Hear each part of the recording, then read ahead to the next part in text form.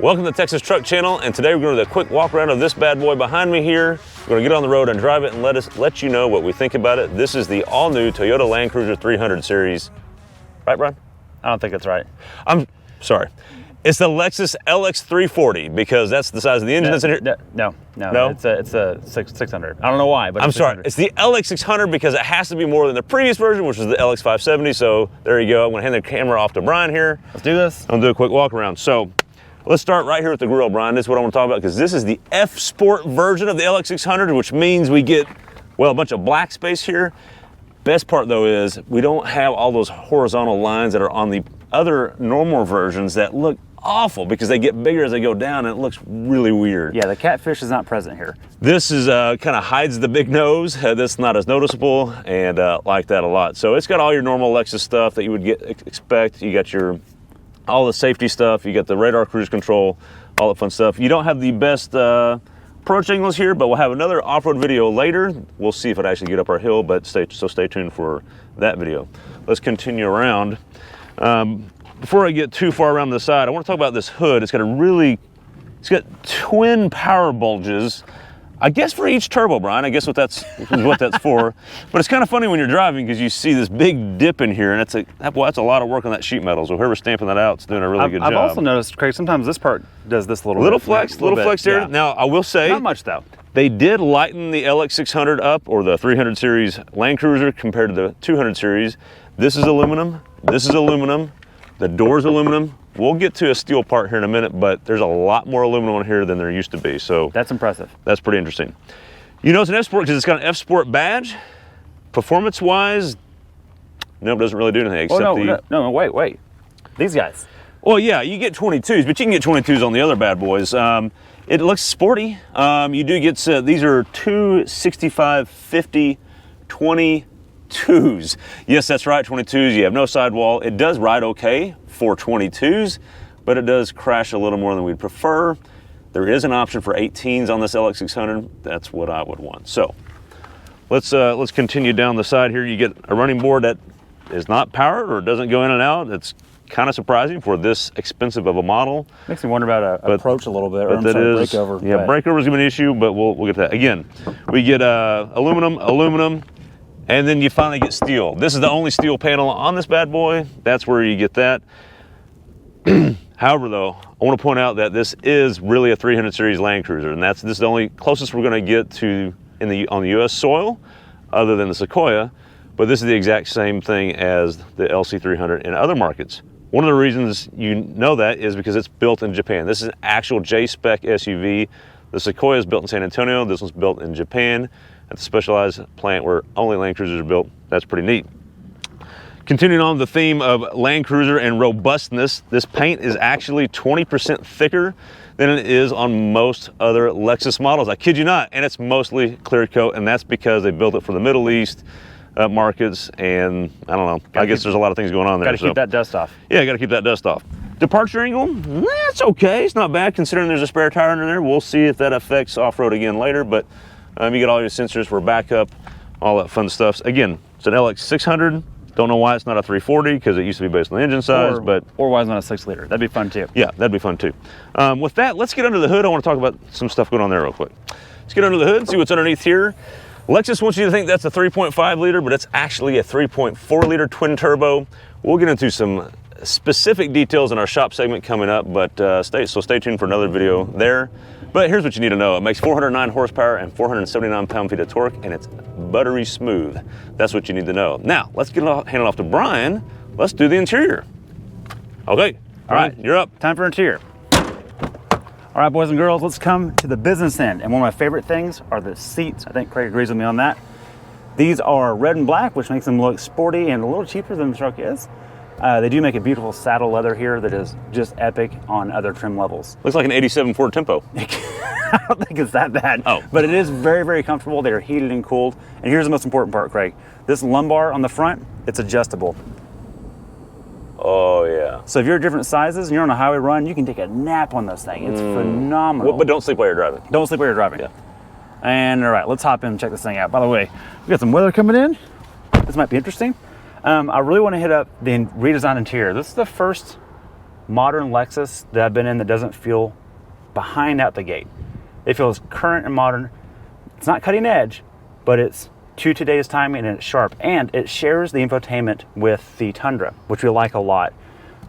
This one wants you to be in a profile, which is a little bit annoying. So if you want to go use your map, for example, on the native system, you've got to subscribe to something to be able to use the GPS. But luckily, all you really need is a CarPlay and it works excellent. The screen size is perfect. This has a Mark Levinson stereo. It's about 25 speakers, and as far as I can tell, there's no sub in here. It does sound a little unbalanced, but it is very sharp, crisp, and clear. It just needs a little more bump. It doesn't really bump. One of my favorite things, Craig, you have your screen here, which keeps a lot of controls not buried in the menu. So when you're in CarPlay, you can come in here and mess with the climate control. You can get vehicle information. You can tell if the wheels turned or not. See that? You can do different ride heights, which we'll talk about that in a minute. You also have hard keys for things that are important.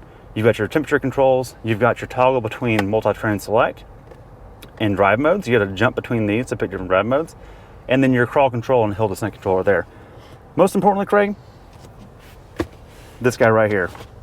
The cool box. This thing has a refrigerator in the armrest. It works very well. We've got our beverages there for our snack time later. And also, if the driver needs something, it flips this way too. That's pretty darn cool. I like that a lot. Now, let me show you guys the cluster real quick. There have been some complaints about this, and yeah, I get it. These gauges look very period correct. Oh, no. They look like 30-year-old Lexus gauges, but that's okay because those look good. They're sharp and clear. I do wish the center section was configurable.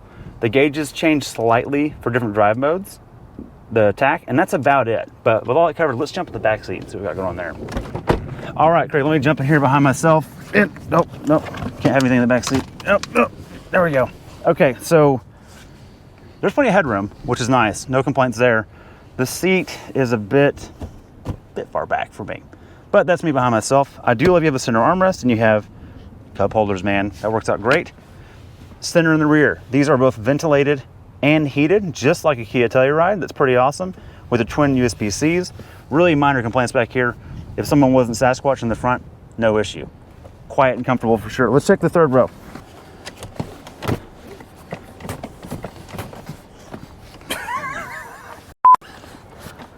Well, you're supposed to also flip it up again.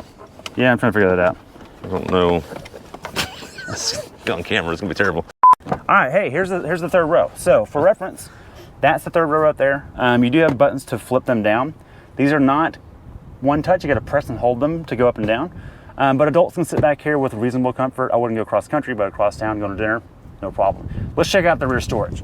All right, let's come to the rear. There's a tailgate, right? It's because the Land Cruiser. Yeah. No, there's not. Oh, yeah. what? So it's one now. That's a bit of a letdown. Also, the rear window doesn't slide down like a 4Runner or an old Land Cruiser would do. Or a Sequoia. Right. So you have plenty of storage as long as the back seats aren't. Yeah. As long as the back seats aren't up. Oh, they're okay. For reference, this is our camera bag. It's a typical backpack. If it's vertical, it's going to be okay. But I do want to point out that if someone's sitting back here, their head is the crumple zone. So something to think about. Other full-size SUVs don't seem to have that problem. But you know what? like the Sequoia. Like the Sequoia. You can't have it all your way, Craig. Let's go drive this thing and see if it's any good. Time to 0 to 60. Let's do it. All right, Brian, it's time to see what this 3.4 liter or 3.5 can do. 3.4. Supposed to be faster than the old one. I hear the thunder rumbling. That means it's time to go. Us. Hit it. Load it a little bit. Sport Plus.